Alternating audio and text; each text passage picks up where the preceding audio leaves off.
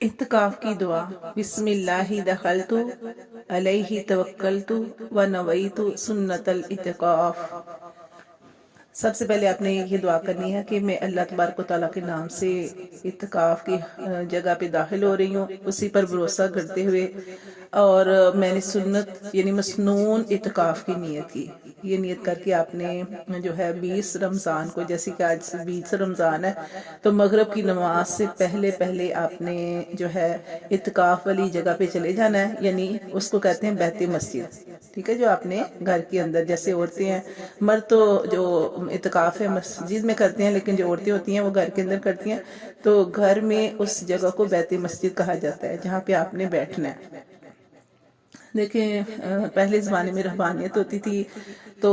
آج کل اس امت کے اندر رہبانیت نہیں ہے، تو ہم رہبانیت کا اگر مزہ چکھنا چاہتے ہیں تو وہ کیا ہے کہ سنت طریقے سے اعتکاف کیا جائے، جیسے کہ آپ صلی اللہ علیہ وسلم نے مسنون اعتکاف آپ سے نے کیا، سنت اعتکاف کہ آپ نے آخری عشرے میں 10 دن کا اعتکاف کیا۔ نبی پاک صلی اللہ علیہ وسلم کی حدیث کا مفہوم ہے کہ جب انسان ایک دن کا اعتکاف کرتا ہے تو اس کا ثواب آپ کو بتانے لگی ہوں کہ جس شخص نے یا جس عورت نے ایک دن کا اعتکاف کیا رضائے الہی کے لیے، تو وہ جہنم سے اتنا دور کر دیا جاتا ہے کہ جتنا کہ 3 خندقوں کا فاصلہ، 3 خندقوں کا فاصلہ، اور ایک خندق کا فاصلہ یعنی اتنا زیادہ ہے، اتنا فاصلہ ہے کہ جتنا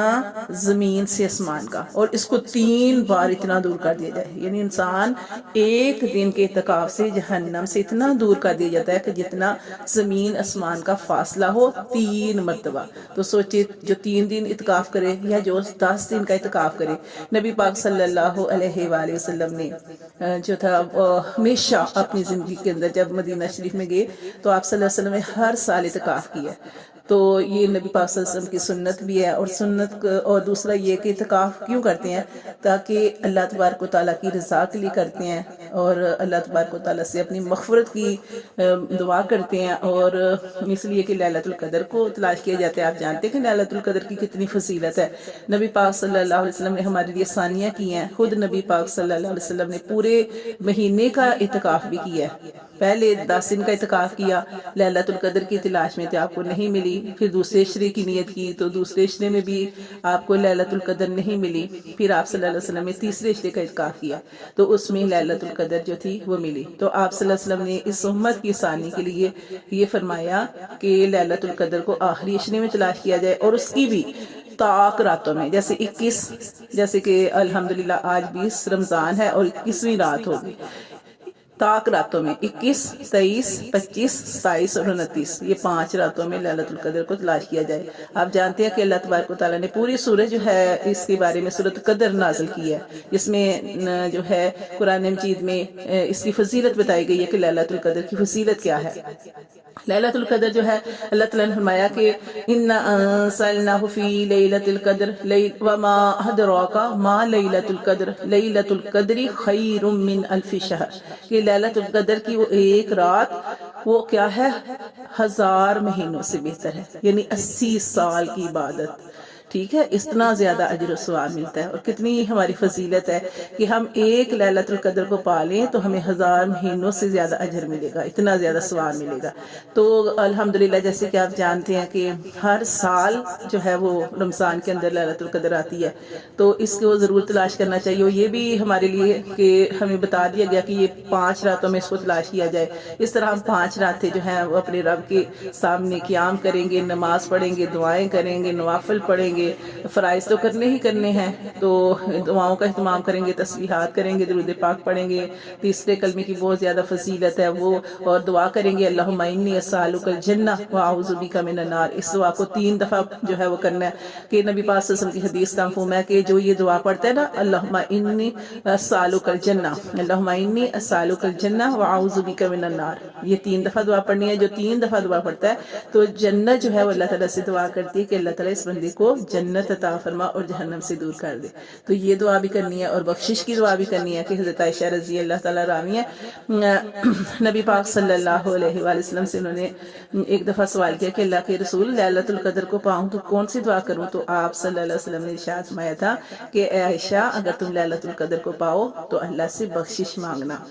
تو کیونکہ اگر اللہ تبارک و تعالیٰ نے بخش دیا، معاف کر دیا، تو آگے کی ساری منزلیں آسان ہو جائیں گی، لیکن اگر اللہ تعالیٰ نے کسی بات پہ پکڑ لیا تو آگے کے سارے کام جو ہے مشکل ہو جائیں گے۔ تو اس طرح کیا کرنا ہے کہ اعتکاف کے اندر جو کام کرنے والا ہے کہ وہ یہ ہے کہ اللہ تبارک و تعالیٰ سے مغفرت مانگنی ہے، بخشش مانگنی ہے، اور ویسے بھی اور کیا کرنا ہے کہ جو سحری کے ٹائم جو ہے نا خاص طور پہ تہجد کے نفل پڑھنے ہیں، اس ٹائم استغفار بہت زیادہ کرنی ہے، کیونکہ اللہ تعالیٰ قرآن پاک میں ارشاد فرماتے ہیں وَبِالْأَسْحَارِ هُمْ يَسْتَغْفِرُونَ، اور وہ کیا کرتے ہیں، سحری کی گھڑیوں میں استغفار کرتے ہیں، اور سحری کی گھڑیوں میں تہجد کے ٹائم پہ استغفار کرنا اللہ تعالیٰ کو بہت مقبول ہے۔ نبی پاک صلی اللہ علیہ وسلم کی حدیث کا مفہوم ہے کہ ہمارا رب تہجد کے وقت یعنی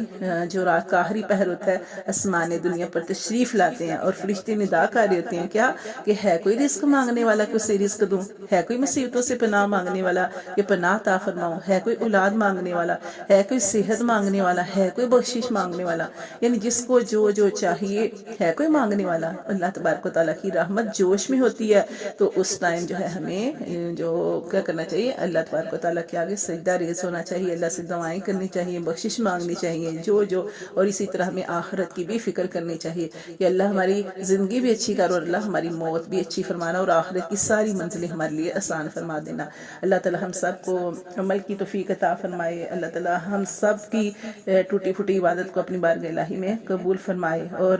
نبی پاک صلی اللہ علیہ وسلم نے ارشاد فرمایا نا کہ وہ ہلاک ہو گیا وہ شخص جس نے رمضان کا مہینہ پایا اور بخشش نہ کروا سکا، تو کیا کرنا ہے، اللہ تعالیٰ سے اپنے گناہوں کی بخشش مانگنی ہے، ٹھیک ہے۔ اللہ تعالیٰ ہم سب کو معاف فرمائے۔ استغفر اللہ ربی من کل ذنب واتوب الیہ، ٹھیک ہے، یہ دعا جو ہے کثرت سے پڑھنی ہے۔ استغفر اللہ ربی من کل ذنب واتوب الیہ، استغفر اللہ ربی من کل ذنب، کہ میں اپنے سارے گناہوں کی اللہ تعالیٰ سے معافی مانگتی ہوں، واتوب الیہ، اور صلی اللہ کی طرف رجوع کرتی ہوں۔ اللہ تعالیٰ ہماری اس عبادت کو قبول منظور فرمائے، اللہ تبارک و تعالیٰ ہمارے گناہوں کی مغفرت فرمائے، اللہ تعالیٰ ہمیں نیکیاں کرنے کی توفیق عطا فرمائے، اللہ تبارک و تعالیٰ ہمیں گناہوں سے بچنے کی طاقت عطا فرمائے، اور اللہ عز و جل جیسے ہمارا رمضان اللہ تبارک و تعالیٰ نے رزق کے دروازے کھولے ہیں، خوشیوں کے دروازے، سکون کے دروازے، اسی طرح عبادت کرتے ہیں، ذکر اذکار کرتے ہیں، اسی طرح اللہ تبارک و تعالیٰ آئندہ پورا سال بھی اسی طرح ہمیں قرآن، نماز، عبادات، تسبیحات، ذکر، دعاؤں کے ساتھ جڑنے کی توفیق عطا فرمائے، آمین ثم آمین۔